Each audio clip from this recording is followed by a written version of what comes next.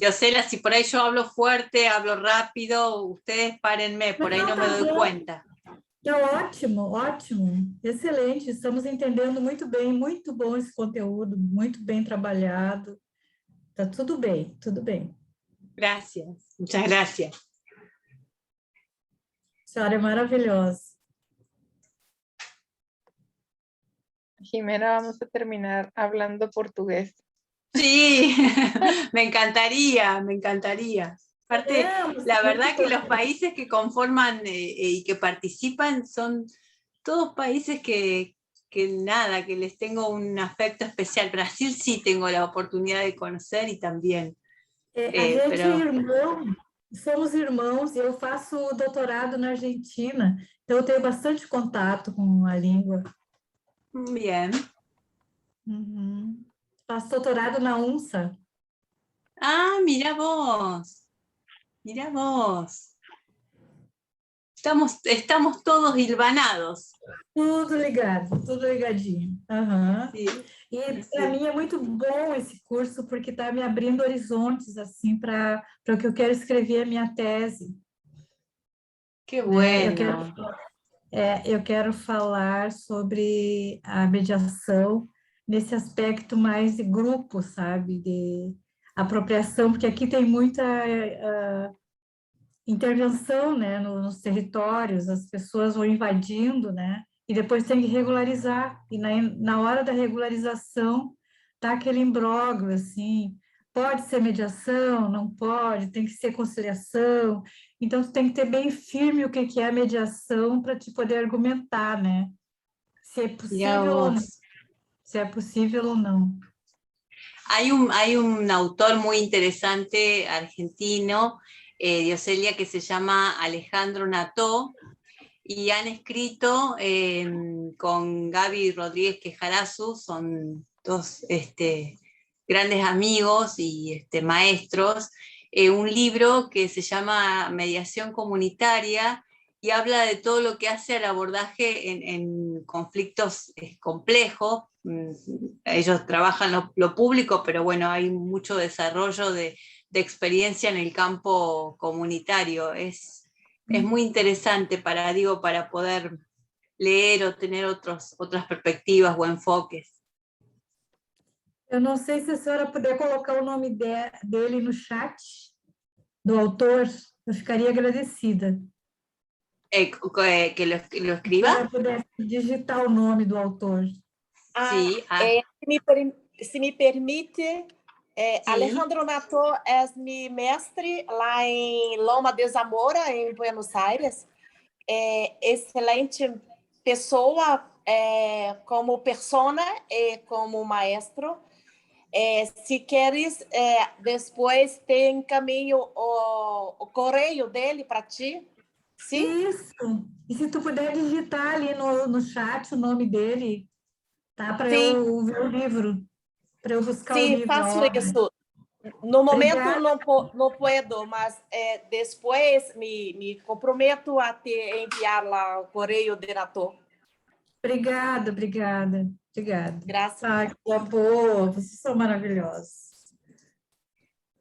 Pero qué agradable que podamos esto, justamente intercambiar herramientas, que este sea un espacio de aprendizaje compartido, que todos los saberes sean siempre útiles y podamos ponerlos como un recursero al servicio y a disposición de quienes puedan necesitarlos. Digo, el mismo ejercicio que vamos a proponerles a las personas cuando nos pidan colaboración para intervenir en sus conflictos. Así que fantástico. Yo también, obviamente, en todo lo que pueda colaborar en relación a materiales, a ponerlos en contacto, con todo gusto.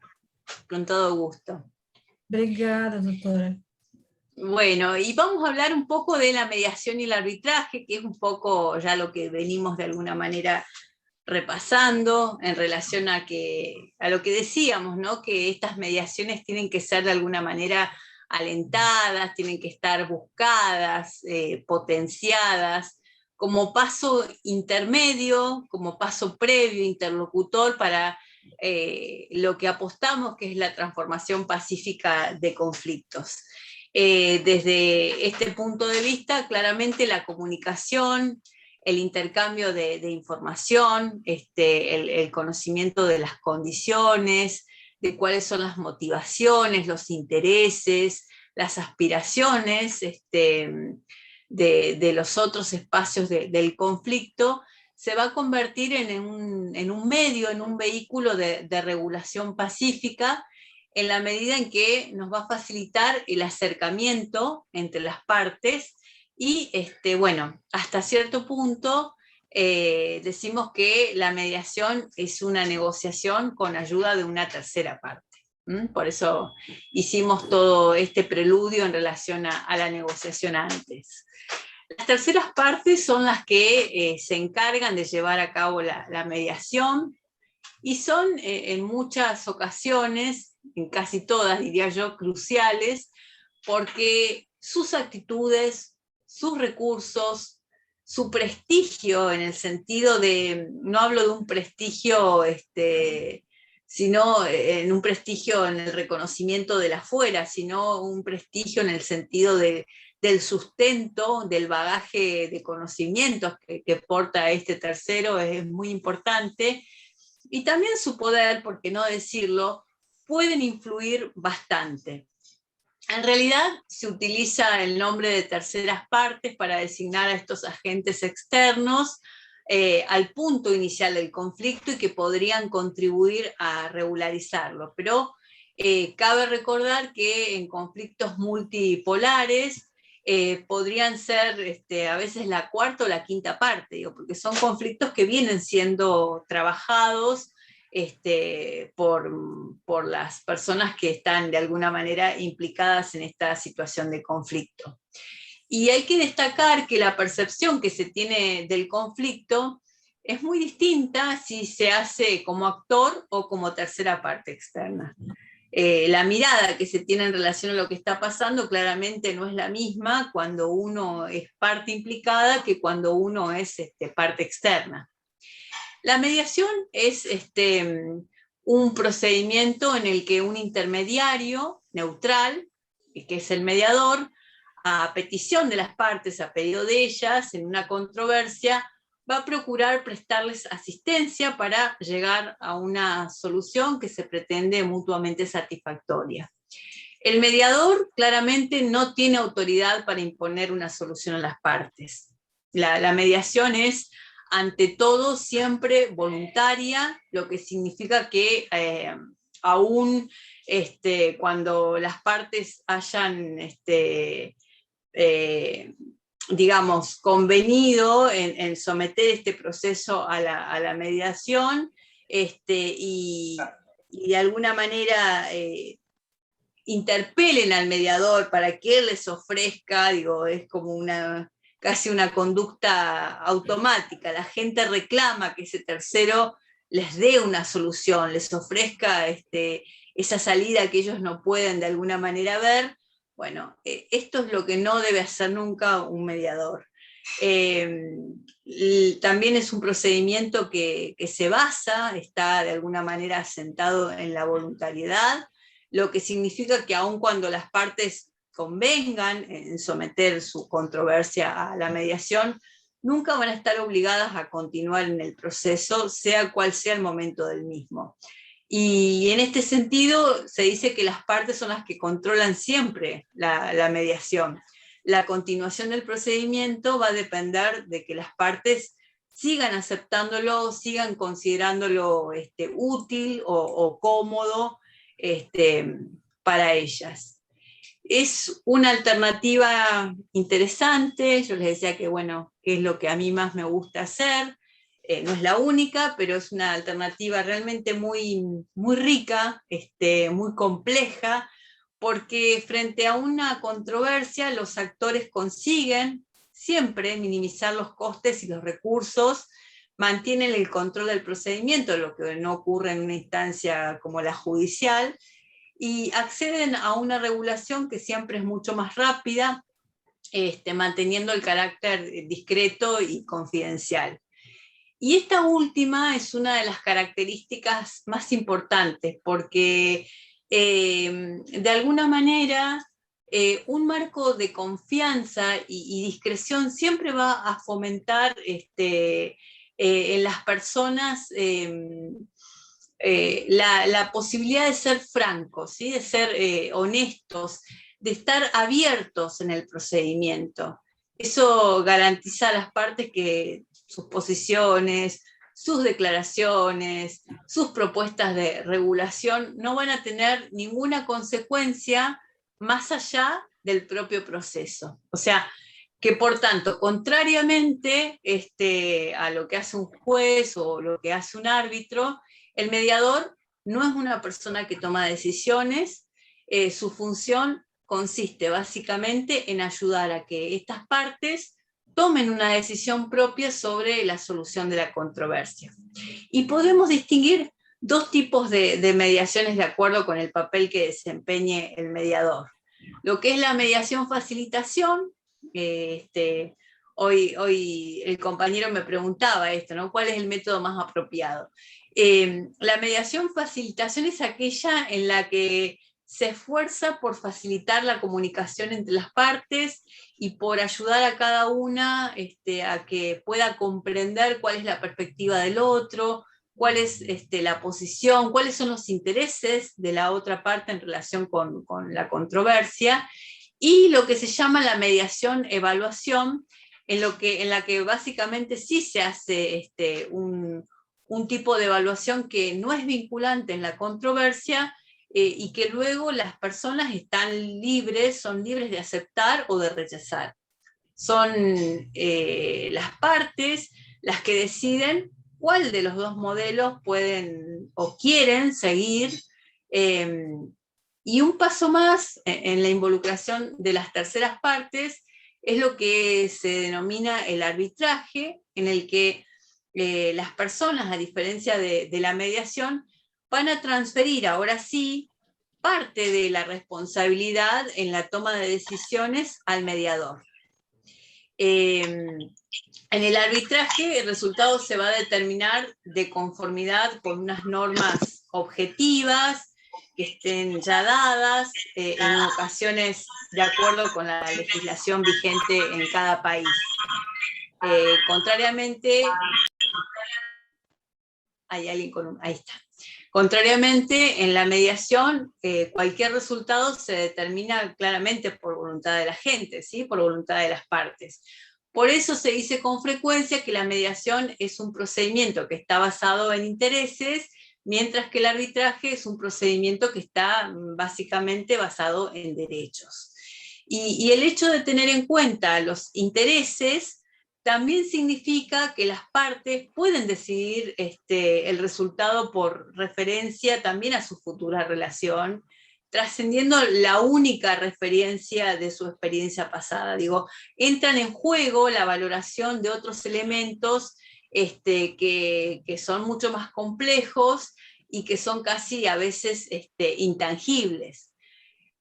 Es importante saber que, como yo le decía hoy a Andrés, se puede combinar la mediación con el arbitraje, con la ventaja de que se estimula básicamente el compromiso de buena fe de ambas partes, que bueno, de alguna manera se instaló o fue alcanzado a través de la mediación, porque si no se alcanza un acuerdo, eso va a implicar claramente mayor gasto, mayor costo y mayor esfuerzo del procedimiento arbitral subsiguiente. Es decir, el arbitraje a veces se constituye como un tribunal que recibe los argumentos de las partes, que de esta manera no se argumentan mutuamente. Es decir, que se puede recurrir a ambas metodologías en forma simultánea. Claramente todo va a depender del proceso, del conflicto, de lo que las personas de alguna manera nos convoquen a pensar.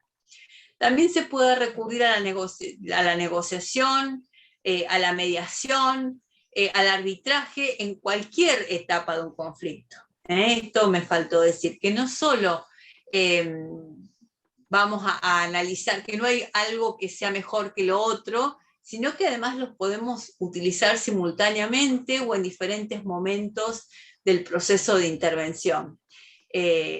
Claramente que existe un camino entre la negociación, entre la mediación y el arbitraje que se puede recorrer en un sentido u otro para que podamos alcanzar la mejor solución independientemente de por dónde haya comenzado o dónde hoy esté ubicado este conflicto. Entonces puede ser elegida la mediación como un primer paso encaminado a alcanzar a lo mejor una regulación aceptable, e incluso cuando las negociaciones que son emprendidas por las partes no han concluido de un modo satisfactorio. Se puede recurrir al arbitraje, también se podría recurrir a la mediación en cualquier momento durante un litigio o un arbitraje, cuando las partes por ahí desean interrumpir el litigio, o el arbitraje para explorar la posibilidad de llegar a un acuerdo. Digo, es muy vasto y muy rico el universo que nos ofrecen estas metodologías. Por eso la mediación, el arbitraje pueden tener claramente relación, y por eso están hoy desarrolladas aquí, básicamente con la prevención de los conflictos, antes que con la propia solución, ¿sí? Es importante que entendamos también esta lógica, porque las partes pueden procurarse la asistencia de un mediador cuando a veces las negociaciones encaminadas a llegar a un acuerdo han quedado estancadas ante la posibilidad de que crezca la tensión y dicen, bueno, es más adecuado para nuestros intereses llegar a un acuerdo. Fíjense todo lo que aportan, el uso, a veces no del método en su sentido más puro, pero sí de alguna de sus herramientas, en el sentido de la prevención, que es lo que en este módulo estamos de alguna manera intentando desmenuzar. Entonces yo, de un modo muy resumido, para todo aquel que por ahí no conozca las diferencias así más básicas de lo que son los métodos RAD, hablamos básicamente de un cuarteto compuesto, o un quinteto compuesto por la negociación, que es un procedimiento donde las partes, como hemos visto, intentan resolver sus conflictos sin intervención de ningún tercero. La mediación, que es un procedimiento en el cual hay un tercero neutral que va a intervenir justamente con la intención de ayudar a las partes a que puedan resolver sus conflictos. Por eso se le dice que es una negociación asistida por un tercero. Tenemos la conciliación, que es la que está prevista en algunos códigos de procedimiento de determinados países, y es la que se realiza ante el juez o ante alguna autoridad judicial. En algunos países se toma el término conciliación como sinónimo de mediación, pero como pasa en el mío, pero bueno, no son lo mismo.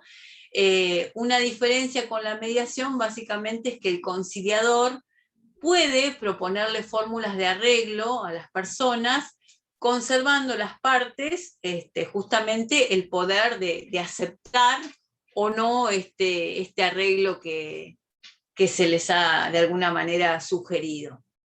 También encontramos el arbitraje, que es un procedimiento en el cual la decisión de la disputa se delega en un tercero, que es el árbitro, es decir, las partes plantean sus posiciones, se pueden producir pruebas o no, y se dicta lo que se llama un laudo, ¿sí? Que es equiparable a la sentencia judicial. Y bueno, claramente este arbitraje lo que hace es compartir similitudes con el juicio, aunque de alguna manera permite una resolución que es mucho más rápida. Y también alguno de ustedes puede haber escuchado hablar alguna vez del término facilitación, que es una estrategia que hace referencia a un conjunto. Perdón, pero hay alguien con el micrófono encendido. Gracias. Les decía que la facilitación es un conjunto de habilidades, de técnicas, de herramientas, que nos permiten crear algunas condiciones para un desarrollo propicio, adecuado de los procesos grupales y personales, tanto en lo que hace a la consecución de sus objetivos y realización, como a los aspectos que tienen que ver con la visión, con la creación de un clima relacional donde pueda reinar la confianza, donde haya una comunicación que sea fluida, que sea empática, que sea honesta. Bueno, ese a grandes rasgos es el pequeño kit de herramientas que no nos pueden faltar para poder ofrecer a las personas cuando nos requieren como interventores en sus conflictos, o cuando apoyamos a alguien en un proceso conflictual. No tiene nombre. Entonces, este libro es de mi gran amiga Azalia hay Franco. alguien con el micrófono abierto. Gracias. Bueno, y ahora nos vamos como de a poquito acercando a la prevención de los conflictos, ¿sí?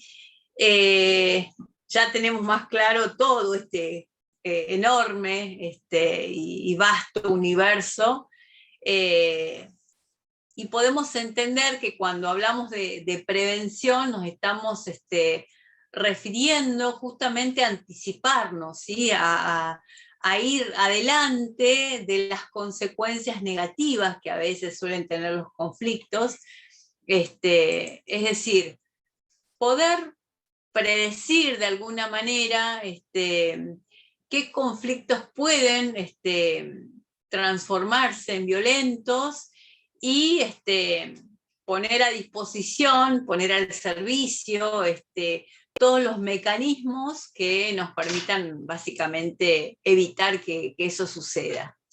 Y yo les quería compartir un pequeño videíto para que podamos también entre nosotros conversar algunas reflexiones que se nos vengan, hilando un poco el video con la palabra prevención. Así que si ustedes me permiten, ahí voy.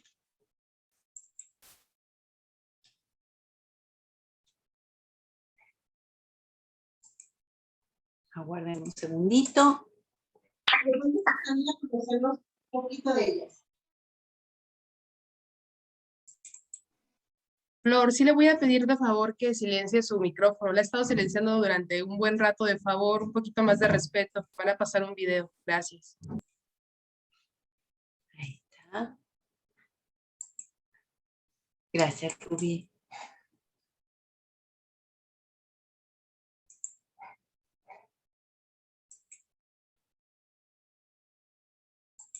Ahí estoy.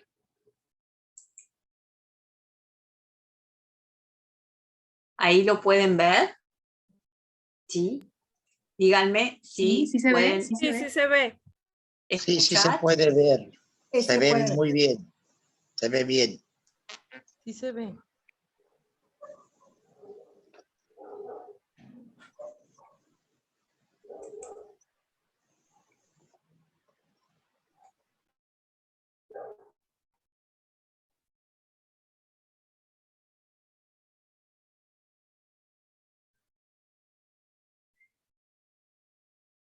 A mí lo que me encanta cuando van a negocios es que ellos tengan una experiencia de compra bonita, ¿no? Una enfermedad Flor, por favor. causa dolor, causa ciertas...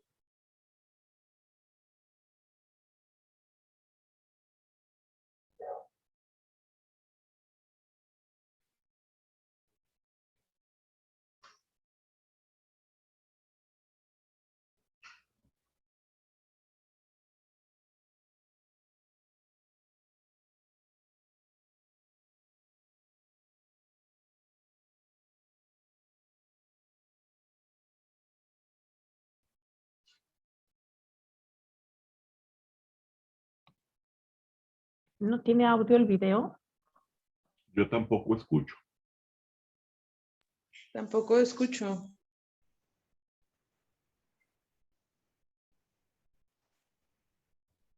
Jimena, ¿tiene audio el video?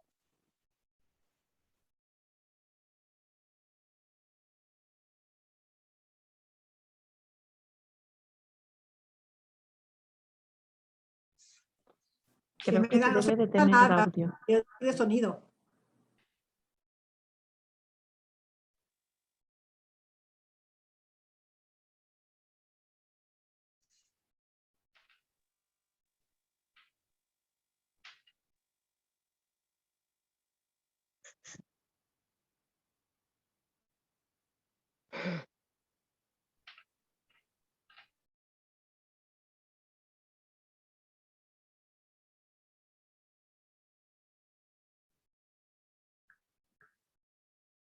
Yo soy Carmen García Pérez. Yo estudié en la carrera de abogado.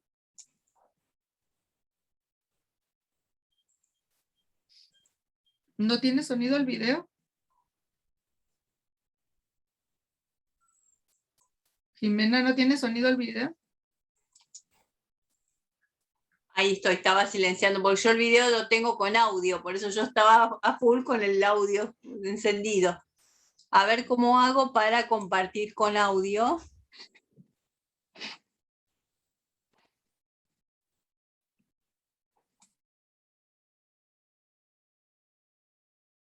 A ver si es posible.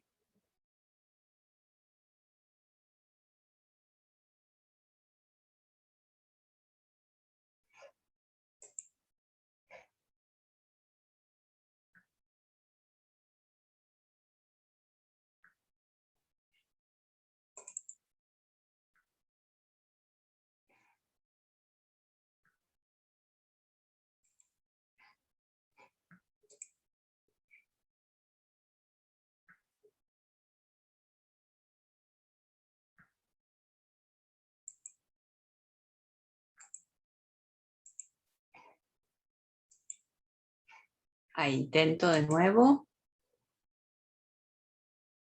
De verdad, Martita, gracias por pensar en mí. Ya que estoy muy agradecida, ¿verdad? Flor, voy a tener que sacar la Eso flor. yo. Soy Estela. Estelita, para todos mis amigos.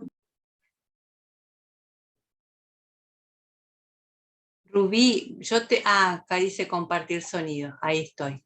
Háganme seña, así, si se escucha, Ok. si no lo detengo enseguida.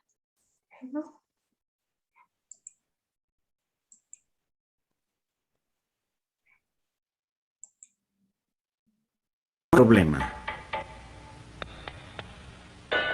Bien, Carlos, ciérrala.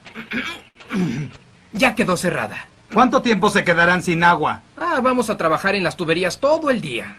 ¿Ya lo informaste en el edificio? No, esa no es mi responsabilidad. Se supone que los de la oficina central se ocupan de eso.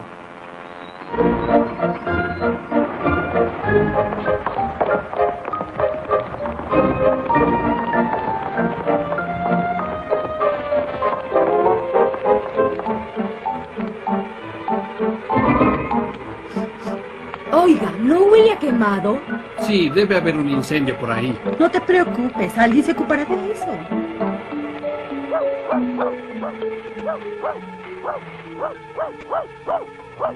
Oye, ¿no se está quemando algo por allá? Sí, eso parece. ¿Qué hay con eso? Alguien debería apagarlo antes de que sea más grande. Anda, apágalo tú, amigo. ¿Quién, yo? No es mi responsabilidad, me pagan por barrer. Bueno, tampoco es mi responsabilidad. Yo debo despachar este paquete.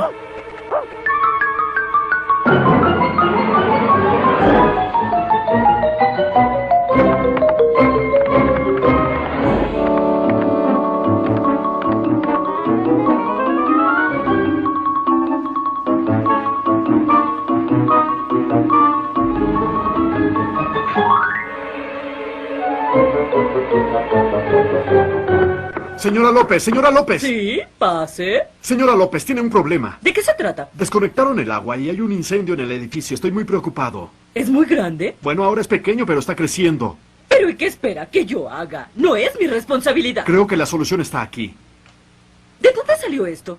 Mi computadora lo imprimió. Parece ser muy sencillo. ¿Por qué no llaman a los bomberos? No estoy autorizado para solicitar servicios externos. Esa es su obligación. Escuche, todo lo que he hecho esta semana es apagar incendios. ¿En dónde está? En el lado este del edificio. Eso corresponde a producción. Es problema de ellos. Creo que debería leer nuevamente este reporte, señora López. Tal vez deba llamar a Gerardo para contárselo. Diga. Gerardo, habla Carmen. Tienes un problema. Creo que deberíamos reunirnos ahora mismo para discutirlo. Estoy muy ocupado ahora. ¿Por qué no almorzamos uno de estos días? Así podremos charlar. Creo que deberíamos hablar de ello ahora. ¿Serías tan amable de venir? De acuerdo, está bien. Voy enseguida. Solo dispongo de un momento. ¿Qué pasa? Hay un incendio en tu lado del edificio. Desconectaron el agua, pero no te preocupes. Se me ha ocurrido algo que tal vez pueda servirte. Déjame ver eso. Yo inspeccioné ese incendio cuando venía para acá. No es tan importante. Es pequeño. Además, estas cosas normalmente se apagan por sí mismas. Gerardo, el incendio está en tu lado del edificio. No estás cumpliendo con tu trabajo. Carmen, tú no eres quien para juzgarme. Ocúpate de tu trabajo, que yo me ocuparé del mío.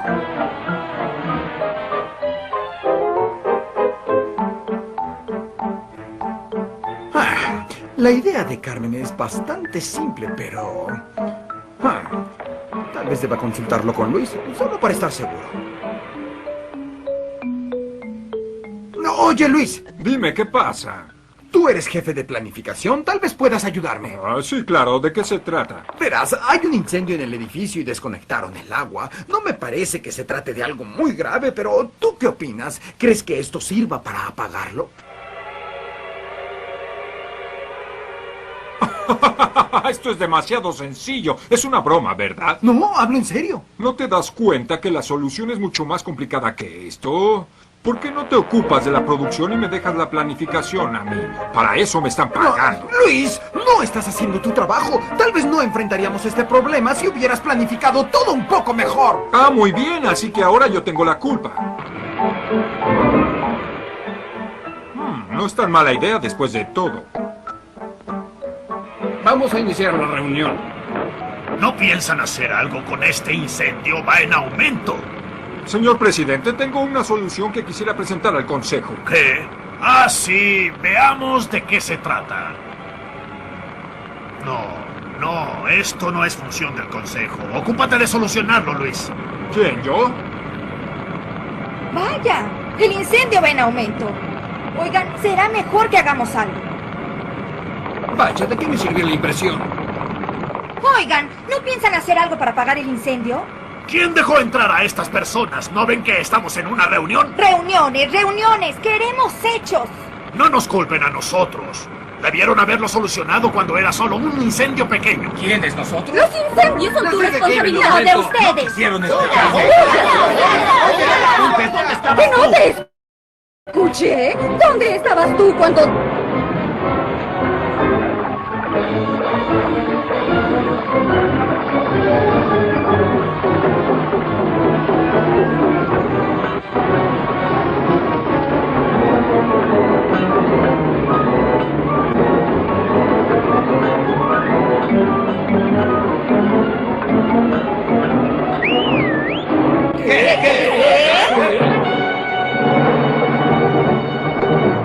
¿Qué quiere decir eso de asumir tu responsabilidad? Significa que nos hemos pasado la pelota. ¿Y qué hacemos ahora? Como él ha dicho, asuman la responsabilidad. ¿Pero cómo?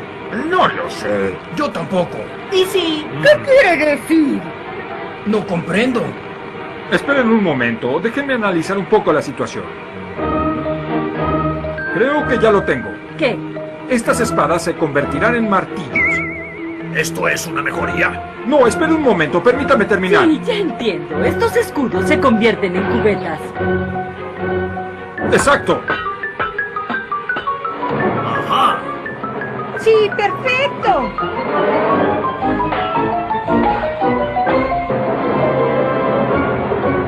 Muy bien. ¿Qué hacemos ahora? El enfriador de agua. Muy bien.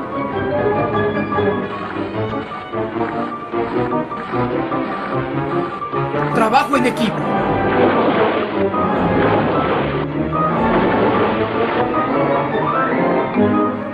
¡Ahora todos juntos!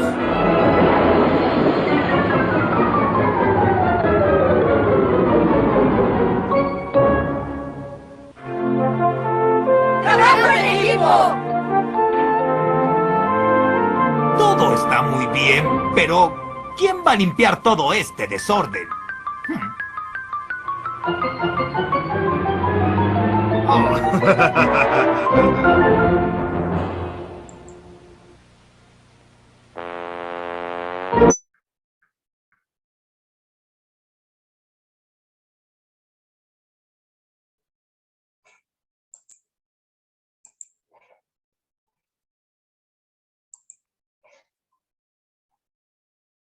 Bueno, un poco la idea es que podamos ligar la palabra prevención, porque bueno, cuando hablamos de prevención justamente lo que hacemos es referirnos a adelantarnos a las consecuencias negativas de estos conflictos, es decir, predecir qué conflictos, decíamos, pueden transformarse en violentos o en riesgosos, en peligrosos, y poner a disposición los mecanismos para que esto no ocurra.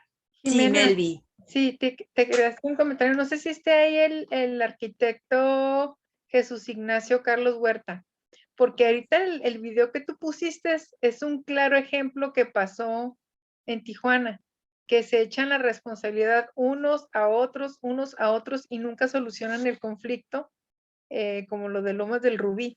Entonces no sé si a usted, ingeniero arquitecto, le sonó cuando vio el video que era un caso súper similar a lo que estamos viviendo en Tijuana.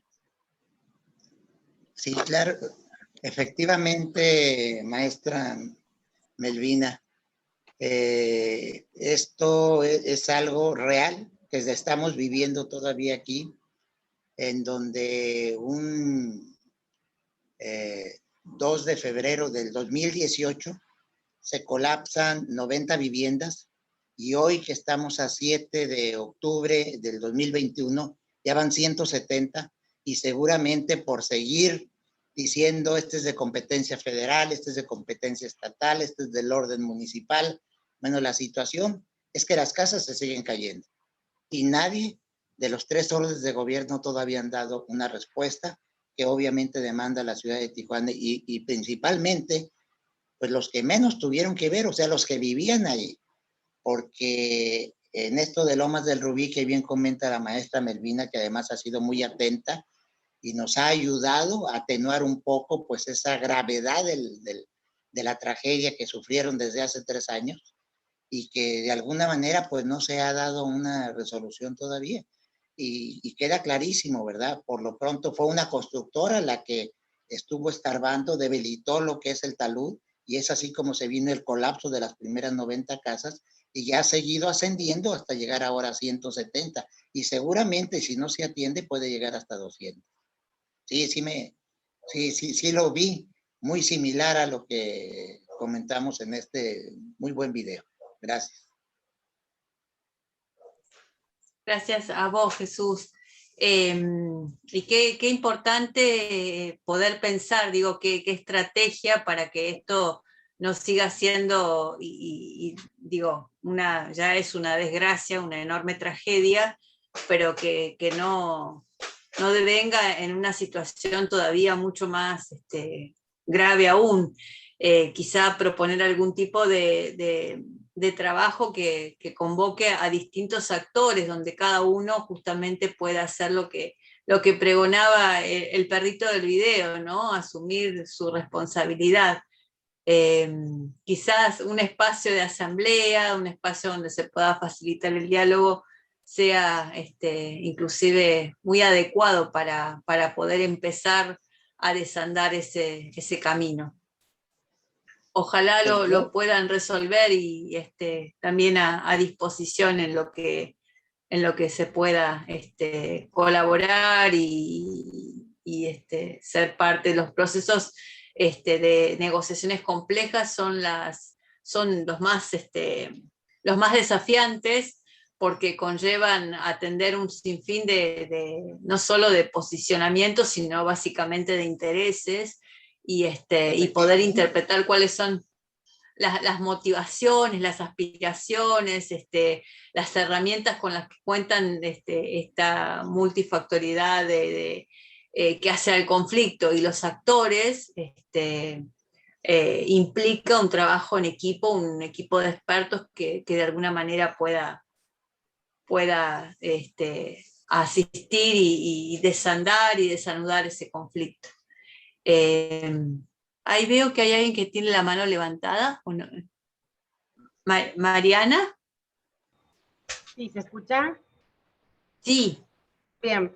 Lo que también, ¿cómo andan? Jimena, para Hola, mí también, Mariana. bien, el video también, fíjense que es un perrito, que tampoco creo que sea casual, digo, a mayor burocratización es como que también se va suicidando el sentido común, porque el perrito, que es un animal y no es un ser humano justamente, fue el que vio digamos, el problema desde el inicio, que si se hubiera atacado desde el inicio, si hubiera apagado ese incendio desde el inicio, no hubiera sufrido el daño que sufrió al final del video. Que también, para mí, una percepción que tuve, no creo que sea casual, que sea justamente un perro y no un ser humano el que detecta esto y que va mostrando las diferentes capas de burocratización que tiene y la complejización que tiene el proceso y los daños que provoca también al no haber tampoco más sentido común, ¿no? Me parecía que estaba bueno aclarar eso.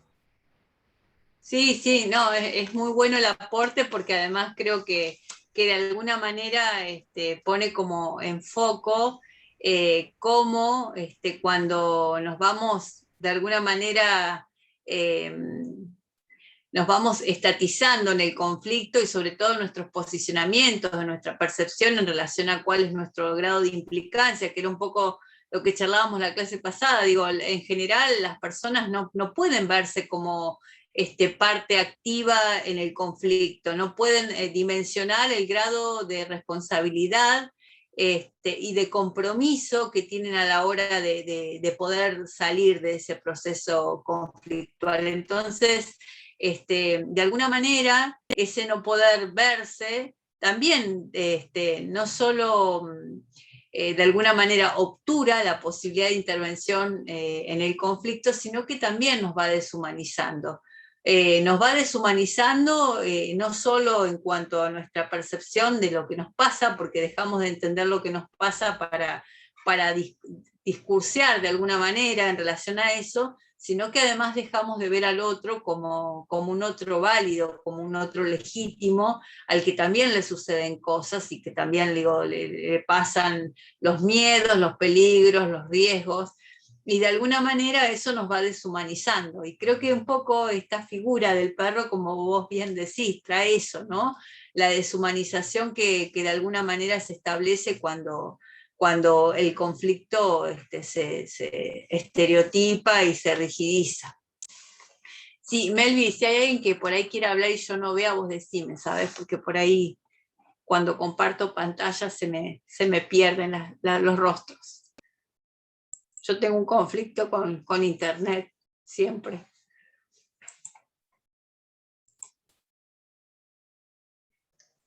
No se te escucha.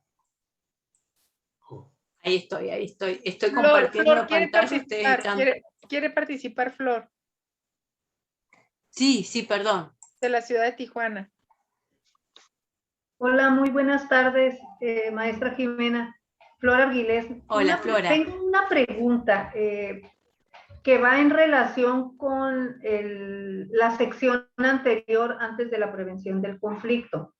Trataré de ser lo más breve y concisa, pero tengo una inquietud muy grande. Resulta ser de que recientemente se publicó una nueva ley que rige el órgano en el que yo trabajo, que es Tribunal de Justicia Administrativa. En ese nuevo ordenamiento se establece que tratándose de los juicios de mínima cuantía, que son aquellos que no rebasen 200 sumas, que es un tope que puso el legislador, establece que las partes pueden convenir, que puede haber una oferta y una contraoferta, que ellos se van a poner de acuerdo y que nosotros como órganos impartidores de justicia lo único que vamos a verificar o sancionar es que no sea contrario a disposiciones de orden público, que no se cause perjuicio a un tercero y que no haya situaciones de desventaja.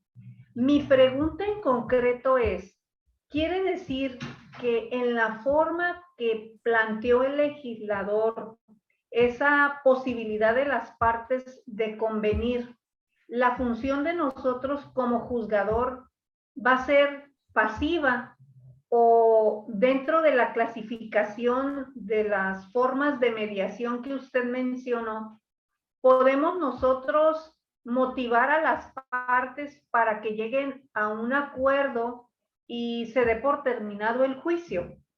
Vamos a ocupar alguna habilidad, o sea, yo estoy muy interesada en este diplomado porque desde que se dio esa situación, tengo la preocupación de saber qué debo hacer y qué puedo hacer.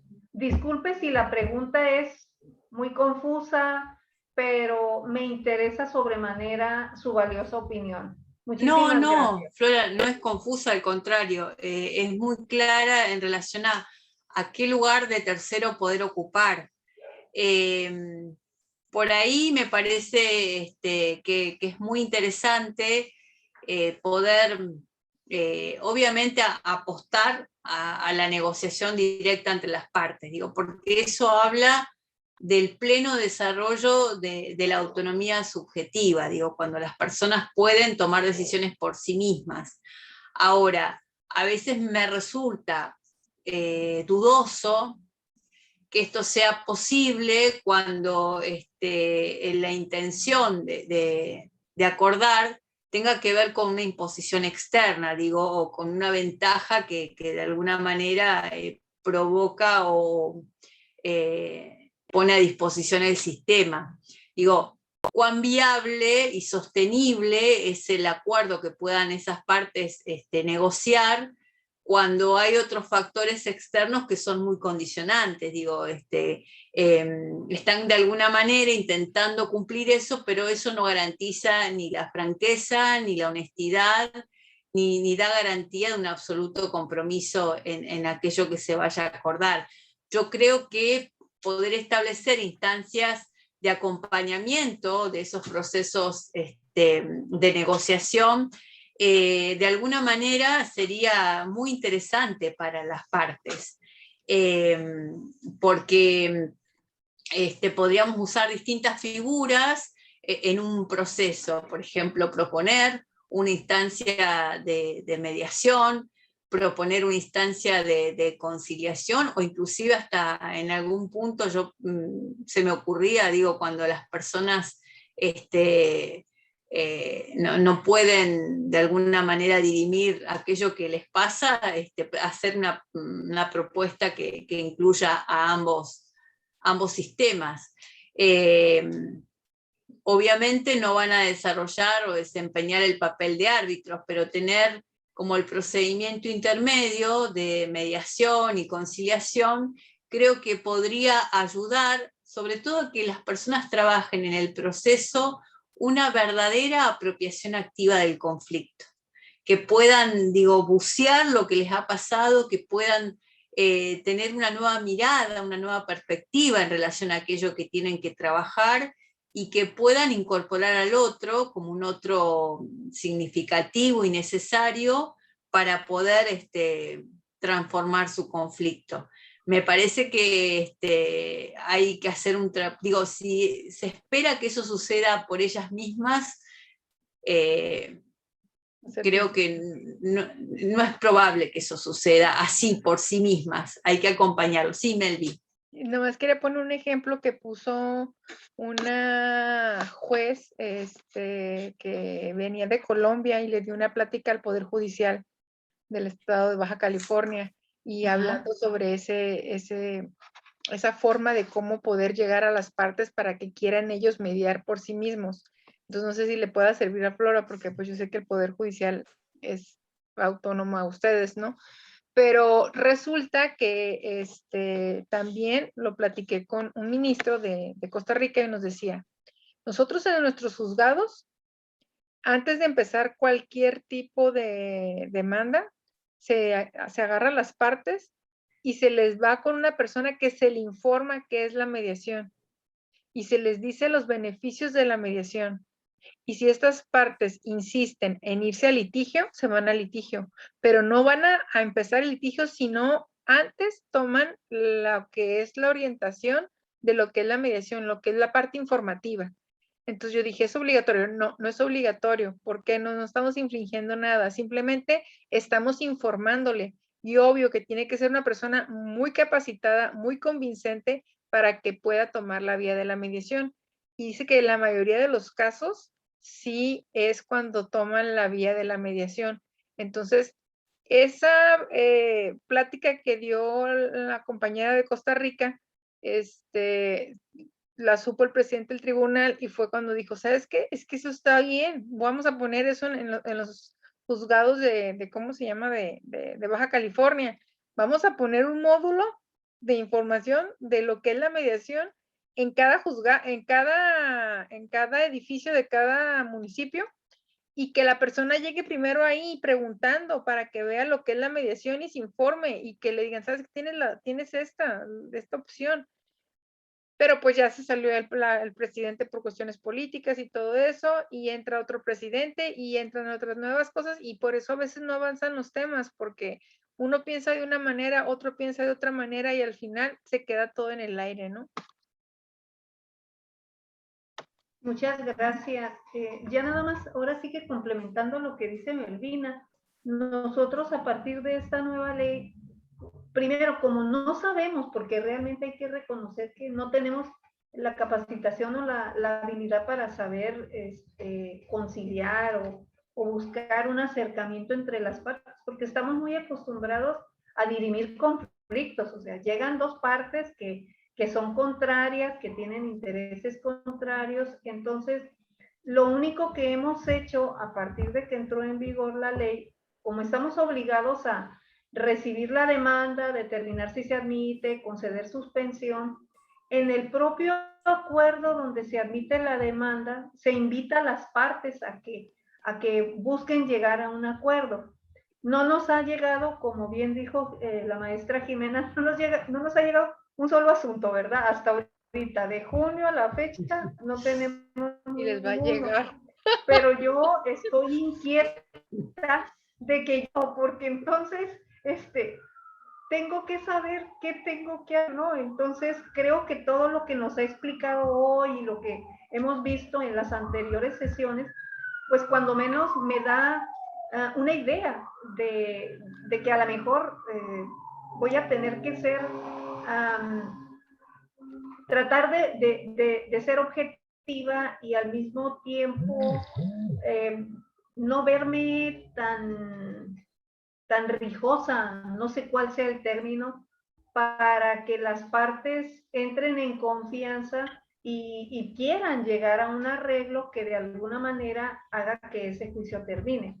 Pero de lo que vaya sucediendo, prometo informarles para que si hay algo que puedan ayudarnos para hacer las cosas todavía mejor, pues aquí estamos muy puestas.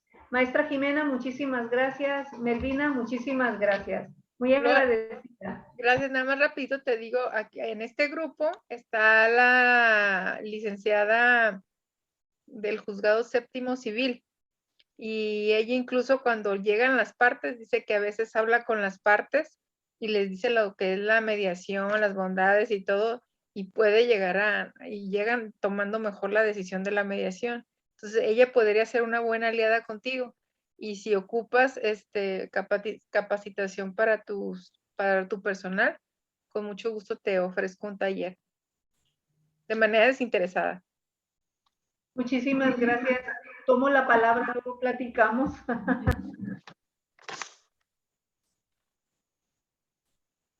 Por ahí, antes de, ahí veo que hay varias manos levantadas.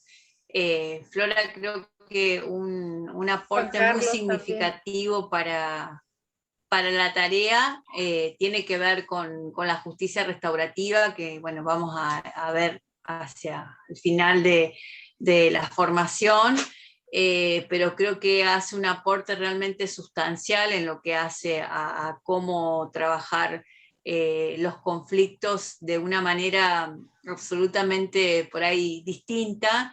Lo mismo, bueno, cuando hoy la compañera de Brasil hablaba de qué espacios pensar para lo que hace a la dinámica grupal, me parece que es, no lo estamos todavía viendo, ya lo desarrollaremos, pero me parece que es una propuesta absolutamente, no novedosa, porque hace muchos años que existe lo restaurativo, pero poder incorporar procesos restaurativos a los ámbitos judiciales, obviamente, como Melvina dice, requiere entrenamiento, requiere capacitación, especialización en relación a lo que se trabaje, pero sobre todo lo que se necesita es mucha apertura en nuestra manera convencional de resolver las cosas. Así que si esa voluntad está presente, creo que todo es viable. Sí, sí, hay varios compañeros con las manos levantadas. Sí, quiere participar Juan Carlos de Ecuador, Víctor Monroy de México y Viana de Brasil.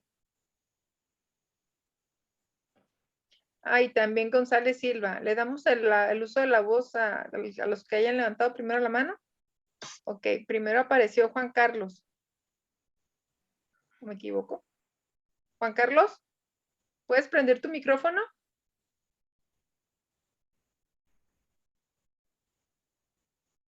No se escucha, Juan Carlos. No tienes tu micrófono apagado.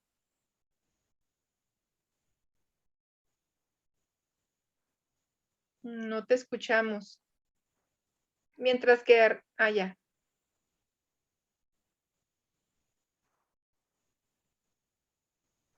No, dice que no, de vuelta se apagó el micrófono, Juan Carlos. Vamos a darle el uso de la voz a Víctor y luego a Viviana de Brasil, ¿le parece? Y ya ahorita vemos qué pasa con el micrófono de Juan Carlos, que también es delegado de Semafur en Ecuador. Adelante, compañero Víctor. Yo quiero comentarles que en los procedimientos judiciales, civiles, mercantiles, familiares en la Ciudad de México y en el Estado de México desde hace muchos años, ya en el acuerdo inicial se llama a las partes o se les pide que vean la posibilidad de los medios alternos de solución de controversias que pone a disposición el tribunal. No veo que haya sido muy exitoso. Sé que existe dentro del proyecto de Código Civil Nacional la posibilidad, no la posibilidad, sino que antes de la admisión de un procedimiento, el inicio de un procedimiento, se va a pedir que las partes traten de solucionar a través de los medios alternos de solución de conflictos. Y bueno, no ha sido muy bueno. Históricamente, hace muchos años, también comenzó un intento por una conciliación.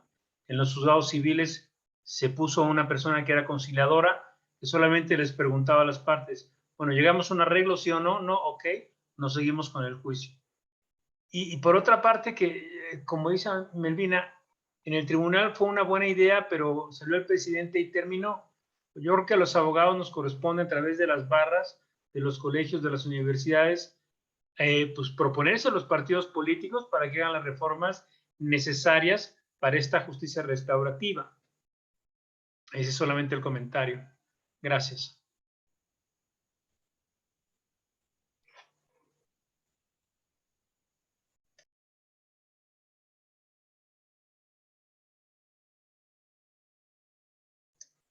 No sé si se perdió el audio porque ya no escucho a todos o los dejé con la boca cerrada, cosa que no creo. No, los dejaste con la boca abierta. Juan Carlos, ¿querés hablar? No sé si estás por ahí, podés encender la pantalla. Y si no, Viviana.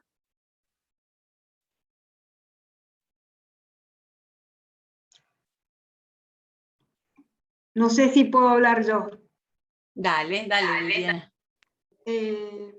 Melvina, no soy brasilera, soy argentina y soy de la provincia de Mendoza. Yo solamente quería comentar... No, está bien, pero te lo comento. quería comentarles que nosotros acá en la provincia de Mendoza, las provincias son federales y tenemos códigos de procedimientos propios, por lo cual desde hace varios años ya tenemos en la justicia de familia como un elemento, como una parte que es obligatoria pasar por mediación. Entonces, en algunos puntos específicos, algunas causas, entonces pasan por mediación y se les explica a las partes cuál es la finalidad, y después las partes realizan o no la mediación, llegan o no a un acuerdo. Eso permitió bajar muchísimo las causas de la parte de familia. Y hace un par de años atrás, muy pocos, no sé si harán 4 o 5 años atrás, el mismo sistema se aplicó en los procesos laborales de la provincia de Mendoza, porque Mendoza era una de las provincias que más litigiosidad tenía con respecto a todo lo que es laboral, derecho laboral. Y se aplicó este sistema en donde hay un grupo de mediadores que antes de iniciar la demanda se inicia una mediación en donde es exactamente lo mismo, pero van con los abogados, y esto ha producido una disminución muy importante de la iniciación de juicios, sobre todo en materia laboral. Y lo otro que yo quería comentarles es que si bien, bueno, nos faltan años luz, también acá se empezó desde el año 2008 a trabajar con respecto a la mediación y como en la parte penal. Y se lo ha visto como una forma de resolución de conflictos y también con una especie de orientación hacia justicia restaurativa. Y ha habido un proyecto de justicia restaurativa, perdón, mediación penal para responsabilidad penal juvenil, que se creó a partir de todo esto de la Corte de Mendoza con mediadores. Justamente, si no sé, no puedo ver acá, pero una de las que fue la que organizó y fue mediadora es la licenciada Contreras, que participó durante muchos años en ese trabajo, y esta clase de mediación en la parte penal es la que todavía vamos mucho más lentos.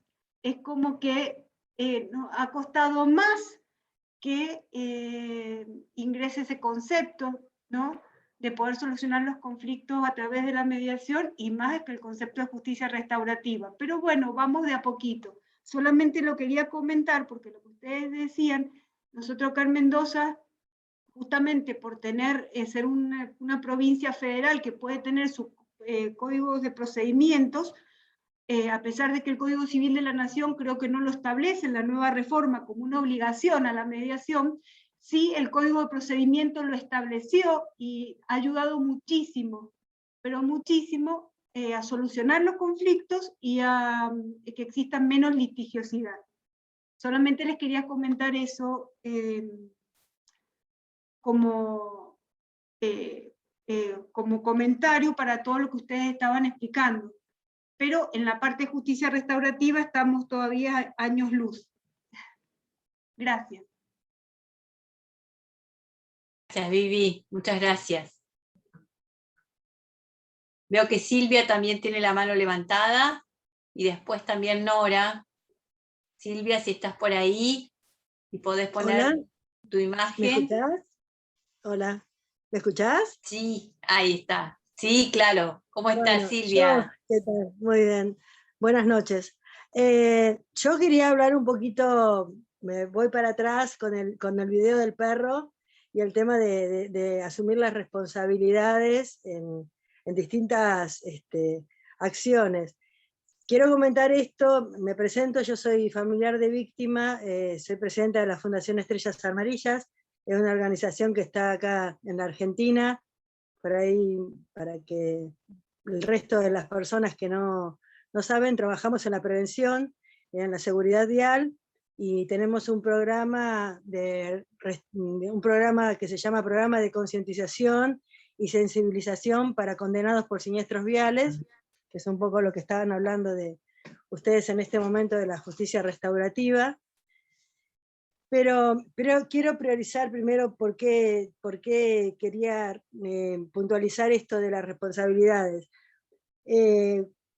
A nosotras, cuando comenzamos, yo en mi caso particular, empecé por un pedido de justicia, en el caso de mi hijo, atropellado por un conductor alcoholizado, sin licencia de conducir, que abandonó a mi hijo, se dio a la fuga, bueno, un montón de cosas.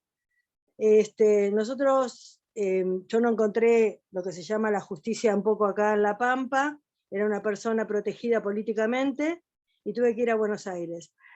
Y ahí me encontré con un montón de madres que estaban sucediendo y sufriendo la misma impunidad con sus casos, ¿no? Y esto, después de mucho trabajarlo y lograrlo, ¿qué nos pasaba a nosotros? Nos hacían pasar de ministerio a ministerio y nadie se hacía cargo de nosotras. ¿No? Estábamos del Ministerio de Seguridad al Ministerio del Interior, al Ministerio de acá, a Derechos Humanos, y nadie se hacía cargo de la responsabilidad de las muertes que teníamos en la Argentina. Yo logré llegar a la Corte Interamericana de Derechos Humanos, a la Corte, a Washington, en el año 2005, y hice una presentación contra la Argentina por incumplimiento de la Ley Nacional de Tránsito. Y un organismo internacional tuvo que emitir cartas, o sea, sanciones a la Argentina para que regularice la situación y se cree un organismo que trabajara en nuestra problemática. Dieron 3 años para hacerlo.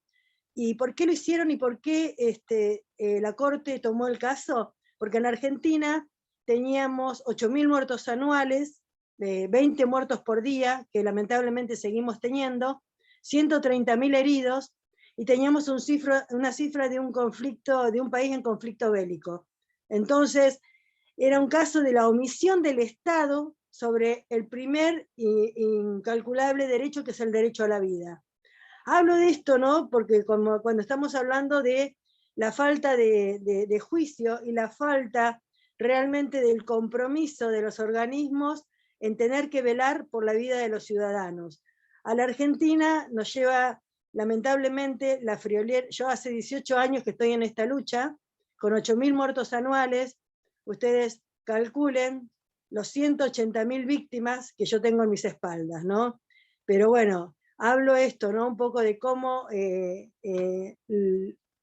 se ciegan y nadie se responsabiliza. Y hoy tenemos un programa único casi en la Argentina y en Latinoamérica, y nuestro propio gobierno, que se encargó de decir que lo iba a financiar, nos ha dejado sin financiamiento, con 16 profesionales para atender a cerca de 2.000 personas que han sido derivadas a nuestra supervisión, y no. Por eso también es muy importante el tema de las políticas públicas, porque muchos se pueden hablar de la justicia restaurativa, podemos hablar de muchas cosas, pero cuando la decisión política real no existe, todo esto queda en meras palabras. Nada más, ese era mi aporte. Gracias, un gusto. Silvia, y yo digo que políticas públicas que no solo sean impartidas desde las propuestas electorales, sino políticas públicas que sean construidas y formuladas en el consenso colectivo. Digo, más allá de tener una propuesta en relación a algún tipo de política a impartir, la construcción de esa propuesta, cuando ese partido llega a tener, el gobierno, a asumir la gobernabilidad, debe ser construida con el ciudadano, porque si no, no es factible que esa política sea verdaderamente efectiva en su impacto social. Así que muchísimas gracias por tu aporte y por tu historia que...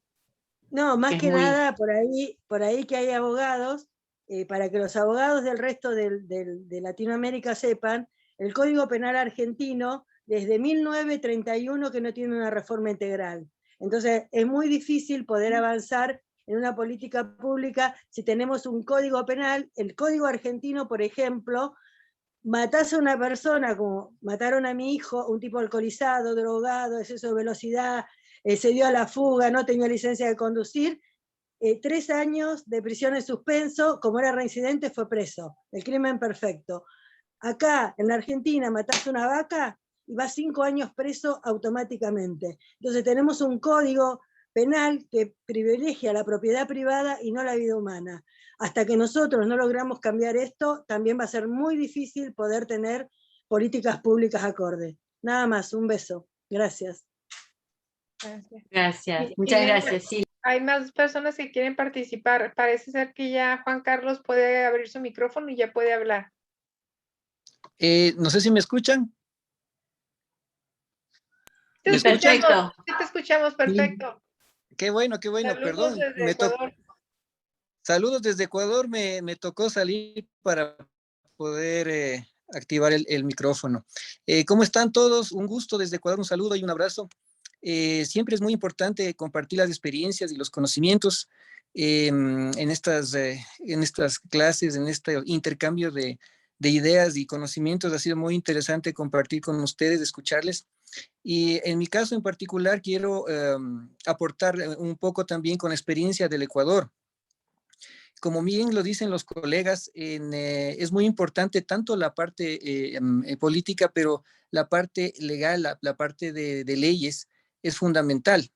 En el Ecuador, ¿qué ha pasado? Independientemente y afortunadamente, independientemente de los gobiernos que han estado de turno y del tema político, el tema procesal, procedimental y en especial el tema de mediación ha ido avanzando paso a paso, yo diría de una manera constante, y ha ido evolucionando de manera positiva. Antes no teníamos el sistema oral. Empezó el Código de Procedimiento Penal en la década del 2000, al principio de este siglo, cambió el Código de Procedimiento Penal y empezó la oralidad. Después vino la oralidad en el ámbito civil. ¿Qué tenemos ahora en Ecuador? Y qué ha venido, como bien lo dijo una colega, ha ido evolucionando la ley en base a las necesidades de nuestra sociedad. Ha ido cambiando y se ha ido adaptando de a poco, ¿no? Independientemente, como lo digo, de la parte política, y se ha ido adaptando a las necesidades judiciales y a las necesidades del administrador de justicia. En ese sentido, ¿qué tenemos ahora? Ahorita lo que tenemos son el Código Integral Penal nuestro y el Código de Procedimiento Civil actual, el COGEP. Tienen ahorita disposiciones que permiten que los jueces puedan derivar las causas en cualquier instancia, obviamente ya no en la etapa final de juicio, pero en cualquier instancia previa, pueden derivar las causas al centro de mediación, que la propia ley estableció ya en la organización, en el ámbito público, la mediación como sistema ya. Entonces, ahorita se maneja tanto el sistema en materia judicial como la derivación que puede hacer el juez en cualquier instancia del proceso, y el fiscal también, ¿no? Lo pueden manejar así en cualquier instancia del proceso, de acuerdo a los delitos también, ¿no? Hay delitos que no pueden entrar en ese sentido. Y adicionalmente a eso, tenemos instancias procesales, ya independientemente del juez, que se tienen que culminar, tienen que concluir, tienen que el juez terminar con una etapa de mediación en algunos procesos, por ejemplo, el laboral, el tema familiar, el tema alimentos, por ejemplo. El juez tiene que empezar con una audiencia de mediación. El propio juez actúa como mediador. Aparte de que podría derivar la causa a un centro de mediación, él mismo tiene que, como obligación, establecer una mediación entre las partes para iniciar el proceso. Siempre es así. Entonces tenemos dos opciones que da la ley, la una obligatoria y la otra como una facultativa de los jueces y demás administradores de justicia de derivar todo al ámbito de mediación. Obviamente establece la facultad de derivar a centros de mediación privados, no en todos los casos, pero sí en los que se pueden derivar. Y de esa manera tenemos un sistema de mediación bastante efectivo. La mediación ha crecido bastante y eso ha ayudado bastante a un poquito a que los juzgados se alivien en el número de causas, ¿no? Entonces, sí es cierto, necesitamos primero un tema político de administración, yo diría de decisión. En este caso, en el nuestro, independientemente de los gobiernos, ha ido avanzando el tema procedimental, el tema legal, el tema de leyes. De a poquito ha evolucionado positivamente y ahora tenemos las dos opciones. El juez como obligación empieza en ciertas causas con la mediación y en otros casos deriva la mediación de manera facultativa, ¿no? Entonces, quería compartirles esa experiencia que es positiva en nuestro país y ha permitido que un poquito baje el número de causas, que obviamente siempre va a estar sobrepoblado los juzgados, pero sí ayuda bastante. Y como ustedes saben, siempre es mejor un buen acuerdo, ¿no? Un acuerdo independiente de un juicio, ¿no? Eso quería compartirles, un gusto siempre escucharles y cualquier cosa a las órdenes, ¿no? Gracias, Juan Carlos, muy amable. Nora, ¿estabas también para compartirnos? Sí, bueno, yo quería transmitirles un poco de cómo está instrumentada la mediación aquí en el ámbito de la provincia de Buenos Aires. En el ámbito de la provincia de Buenos Aires, la ley regula dos ámbitos de la mediación. Uno que es el ámbito judicial y otro que es el ámbito de la mediación voluntaria. En el ámbito de la mediación judicial tenemos una primera instancia que es la mediación prejudicial obligatoria, como paso previo para después pasar a lo que es la actividad judicial propiamente dicha, ¿no? Que el juez es quien decide. Yo como escribana me desenvuelvo dentro del ámbito de la mediación voluntaria. Ejercemos a través del Colegio de Escribanos de la provincia de Buenos Aires. Ahí tenemos el concepto de que la mediación tiene que ser para todos los profesionales, no solamente para los abogados y los escribanos. En ese entendimiento, el Colegio de Escribanos ha formado en su centro de mediación mediadores de todas las disciplinas. Así tenemos médicos que son mediadores, ingenieros que son mediadores, arquitectos, martilleros, asistentes sociales, o sea que cualquier profesional se puede formar como mediador voluntario en nuestros centros. Y una de las estrategias que nosotros tenemos para difundir la mediación voluntaria es lo que llamamos la cláusula de mediación, que es lo que nosotros propugnamos para que puedan ser insertadas en todo tipo de contratos. Por ejemplo, un contrato de locación, un boleto de compraventa, un contrato de comodato. Poner que una de las formas para dirimir los conflictos en caso de presentarse, que sea que recurran a la mediación, y especialmente a la mediación voluntaria, a través de nuestros centros de mediación. Y también lo que hemos implementado, hemos hecho la experiencia en el colegio, en la delegación La Plata, a la que yo pertenezco, del Colegio de Escribanos, de tener una asesoría en mediación. Y realmente el resultado ha sido muy provechoso porque la gente concurre y consulta sobre sus casos particulares. Y la mayoría de los casos son mediables, bien que sea a través de la mediación voluntaria o bien que recurran después a la instancia del proceso judicial. Bueno, eso quería transmitirles un poco la experiencia que tenemos en Provincia de Buenos Aires. Gracias.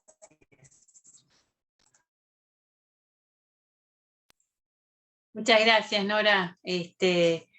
Es realmente muy valioso el aporte de cada uno, porque de alguna forma nos permite ir como elaborando algún mapa pensando en la propia realidad, ¿verdad? En esta pregunta que hizo la compañera Flora en relación a cómo instrumentar esto desde lo que va a ser su experiencia próxima, y me parece que de alguna manera poder aportar cómo se va construyendo este andamiaje también nos permite tomar algunos aportes que puedan ser útiles para construir el propio el propio constructo que nos permita desandar los conflictos. Pero ustedes, estaba recién buscando, me acordé que hace algunos años escribí un artículo que se llamaba, y hablaba de la mediación comunitaria, como el título era algo así, y me comprometo a buscarlo en la compu, lo debo tener.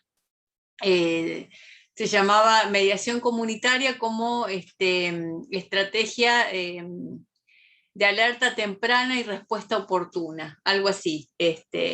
Y en realidad, de alguna manera, venía a contar sobre de qué formas la mediación hace un aporte significativo al ámbito de la prevención de los conflictos. Claramente, cuando yo hablo de prevención, en realidad quisiera poder estar incluso un paso mucho antes de la mediación, digo, porque cuando la mediación ya es un dispositivo para las personas, es porque el conflicto ha tenido todo un recorrido, claramente, pero bueno, siempre poder dirimir las disputas en estos ámbitos, al menos nos da un buen pronóstico en relación al diagnóstico inicial. Pero creo que es muy importante, sobre todo, comenzar por empezar a hacer un mapeo de cuál es la realidad en la cual me toca intervenir, digo, un mapeo de la comunidad que habito, del espacio en el que voy a intentar establecer un espacio mediador o un espacio de facilitación, quiénes son los actores que me pueden ayudar a armar esta propuesta, este dispositivo de abordaje.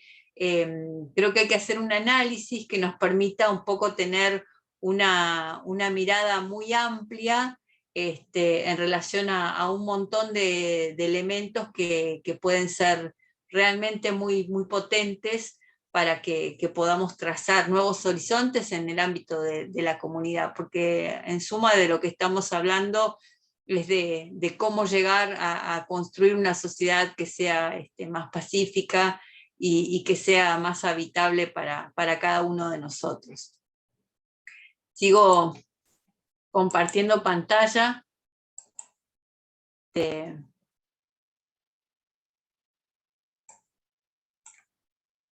No quiero que nos quedemos sin ver alguna de las últimas partes, porque bueno, todo este recorrido en realidad tiene que ver con plantear lo complejo del conflicto. Bueno, yo en el PowerPoint que les envié, en realidad tomé una declaración del secretario, el ex secretario general de Naciones Unidas, de Kofi Annan, que en realidad básicamente me pareció muy ilustrativo de la idea que quería compartir con ustedes, porque lo que él hizo fue reconocer públicamente en muchas ocasiones que mientras la prevención es una de las principales funciones de las Naciones Unidas, frecuentemente, a menudo, la organización se encontraba trabajando con los efectos de los conflictos, ¿no? Esto justamente que venimos pudiendo percibir acá. En vez de abordar las causas, generalmente ya el trabajo de la ONU tenía que ver con el abordaje de algo que ya había aparecido, ya estaba emergente. Y que los esfuerzos justamente de la Organización de las Naciones Unidas tenían que ir encaminados a fortalecer la capacidad en la prevención diplomática, el desarme preventivo, el despliegue preventivo y la construcción de la paz. Probablemente todos los cambios que se han producido en las últimas décadas en la prevención de conflictos han ido ganando un peso estratégico en la escena de cada país y en la escena internacional. De hecho, todos los ejemplos que ustedes han podido aportar tan valiosos hoy tienen que ver justamente con eso. Si hiciéramos un análisis más amplio, cuando cae el muro de Berlín, cuando se da el fin de la Guerra Fría, las tendencias de desarme, si pensamos a nivel, digo, macro, ¿no? La persistencia de los conflictos armados de carácter intraestatal, y bueno, las guerras de Yugoslavia, de Afganistán, del Golfo, digo, se me vienen un montón de escenarios bélicos de Irak, donde la tensión, sin duda, siguió manteniéndose. Y ante esta nueva realidad, yo creo que en los últimos años, en el discurso político, tanto de ONGs como de Naciones Unidas, como de algunos gobiernos occidentales, está muy presente tanto la prevención como el desarme preventivo, el despliegue preventivo y la construcción de la paz. Pero estos discursos, y coincidirán conmigo, claramente contrastan con la escasa aplicación práctica, porque la guerra todavía hoy es, en definitiva, el fracaso de la prevención. Yo quiero que podamos terminar de elaborar este apartado sobre los métodos de regulación y de prevención de conflictos. Bueno, podríamos hacer un listado interminable de posibilidades, pero creo que podemos limitarnos a citar algunas de esas circunstancias que pueden ser aplicables en diversos ámbitos y en distintas escalas, como pueden ser que podamos fomentar encuentros y reuniones de intercambio, que podamos favorecer el diálogo en organizaciones e instituciones con un carácter básicamente mediador, que podamos de alguna manera establecer encuentros, celebraciones con carácter positivo, que nos propongamos esto, generar espacios dialogales, de comunicación, donde se puedan compartir mucho más que los bienes, donde podamos compartir, como sucedió hoy acá, nuestras experiencias, donde se haga carne el movilizarnos popularmente hacia la no violencia, donde podamos replicar nuestro interés en crecer en cuanto a mecanismos de solidaridad, en donde el otro tenga un valor que sea absolutamente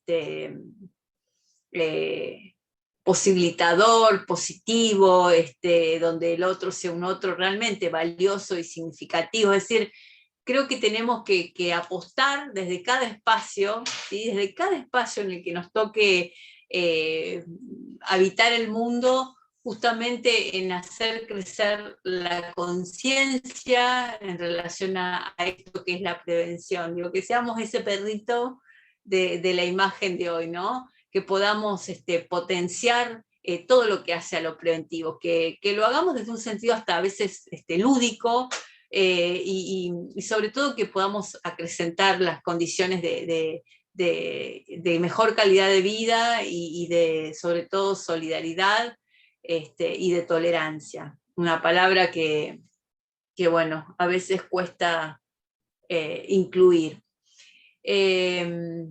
Y esto lo digo porque a veces, nos formulamos como proyectos que parecen imposibles si no hay un otro que de alguna manera soporte, ¿no? Contenga, aloje esa intencionalidad que yo tengo. Y a veces es mucho más fácil.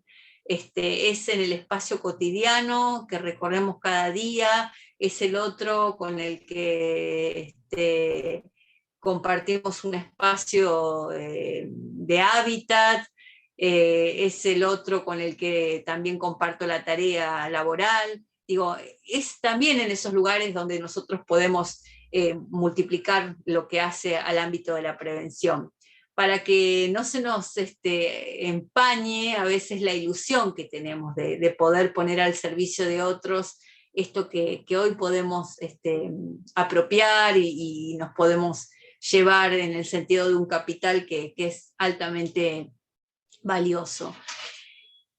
Yo siempre cuento cuando yo me formé como mediadora en Buenos Aires, mis primeras experiencias en mediación fueron en el ámbito comunitario, en un momento de mi país que era caótico. En el 2001 yo trabajaba en el ámbito de las comunidades, con un grupo de compañeros que teníamos una vocación de servicio y generábamos espacios de diálogo. Era una época en que en nuestro país hubo una crisis muy profunda, donde hubo remate de viviendas, donde mucha gente se quedó sin trabajo, donde era una situación económica muy difícil.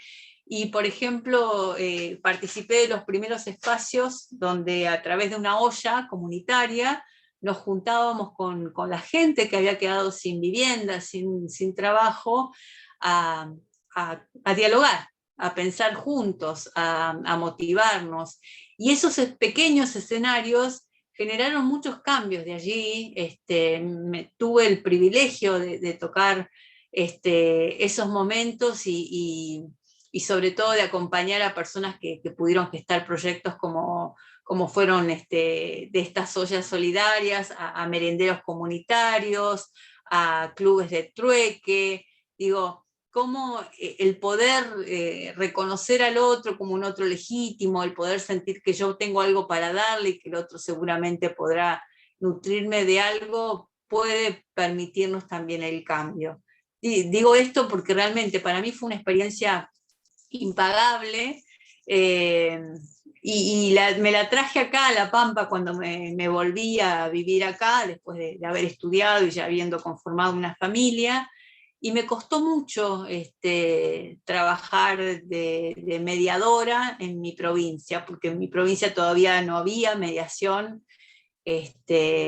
no había mediación reglamentada. Entonces fue buscar espacios que no fueran en el ámbito judicial, porque la mediación acá, digo, si bien está prevista la comediación, es solo para mediadores abogados. Entonces fue generar otros espacios allí donde no los había, y se me ocurrió en algún momento, yo que trabajaba en una cárcel de menores, proponer en el espacio de mi materia un taller donde trabajé lo que después supe que era justicia restaurativa, y en el ámbito de una escuela secundaria donde también daba clases, y era una escuela de mucha conflictiva social, donde iba todo el núcleo de la población más compleja y que estaba excluida de otras escuelas. Le propuse a una compañera hacer un centro de mediación escolar. Digo, es buscar esos pequeños huecos allí en la actividad que uno hace. Es ser creativo para pensar que algo tengo yo para aportar en ese lugar en el que me toque estar. Creo que si me hubiera tocado trabajar, no sé, en cualquier lugar, hubiera buscado la manera de llevar mi convicción ahí y ponerla al servicio de otros. Por eso creo que la apuesta es pensar, digo, ¿qué puedo aportar y quiénes están conmigo en esto y a quiénes puedo convocar para hacer algo más novedoso y algo que sea realmente socialmente valioso? Por eso hablaba, ¿no?, de esto de potenciar la paz con la convicción y sabiendo que pertenecemos a esta especie, que es la especie humana, que siempre es muy capaz, que siempre tiene muchos recursos, que también es muy conflictiva, pero que también tiene una enorme capacidad de creatividad, un enorme impulso, un enorme deseo, y bueno, obviamente con el riesgo de que estos deseos puedan ser incontrolados, incontrolables, desmedidos, a veces de que el egoísmo crezca, y que eso pueda generar que emerja la violencia. Está esta apuesta que es potenciar la paz. Siempre nuestra existencia, nuestro discurrir va a estar de alguna manera marcada por una paz imperfecta. Por eso yo les decía, me encanta la palabra imperfecta, porque siempre va a coexistir con los conflictos y con la violencia. Como yo les decía, somos naturalmente seres del conflicto. Pero también tenemos que saber que estamos dotados, que poseemos mucho ingenio, mucha capacidad, mucha creatividad para lograr que la paz crezca y que sea un real garante en nuestras vidas. Yo no tengo dudas que la mejor prevención de conflictos va a ser aquella situación en la que todos y todas podamos vivir nuestros conflictos con normalidad, con naturalidad, en que seamos realmente conscientes de que nos acompañan en toda nuestra actividad los conflictos, y en que optemos por aprovecharnos de ellos, ¿sí? Por sacar el mejor partido de esa situación de conflicto que nos toca atravesar. Y hacer, ¿por qué no la apuesta?, que se conviertan en realmente potenciadores de paz. Es necesario que nuestra actuación como personas, como grupo, como especie, busque impulsar aquellas vías que favorezcan el bien común, que apuesten a la máxima satisfacción de intereses, de necesidades, la máxima potenciación de nuestros recursos y el máximo logro de los objetivos. Que podamos aprender a saber interpretar, a vivir con los conflictos, a potenciar esto que hoy conversábamos de las regulaciones pacíficas. Creo que es un signo de calidad de vida de todas las personas, de toda la especie humana. Y que potenciar la paz y todas las buenas compañías que la paz trae, la justicia, la equidad, la inclusión, la no violencia, el desarrollo sostenible, la seguridad humana, es básicamente una vía de promoción, de regulación pacífica de conflictos y del bienestar. Y si esta creo que fuera la formación y la convicción de los actores y de las actrices humanas, allá donde estuvieran todos vamos a vivir, todos viviríamos mejor, sin duda viviríamos mejor y seríamos más felices. Creo que tenemos que empezar a preguntarnos, y es un poco la pregunta que dejo como cierre de este módulo, con una mano en el corazón, es ¿qué puede hacer cada uno de nosotros para potenciar la paz? ¿Y cuáles son los obstáculos que están dispuestos a sortear? Hay una hermosa mujer que era María Montessori, que decía que todo el mundo habla de paz, pero nadie educa para la paz. La gente educa para la competencia y este es el principio de cualquier guerra. Cuando eduquemos para cooperar y ser solidarios unos con otros, ese día estaremos educando para la paz. Así que bueno, dejo estas inquietudes para que, bueno, ojalá les sirvan y ojalá sobre todo abran el panorama a todos los aportes que sin duda van a ser valiosos y posibilitadores pueden hacer en los pequeños espacios que habiten.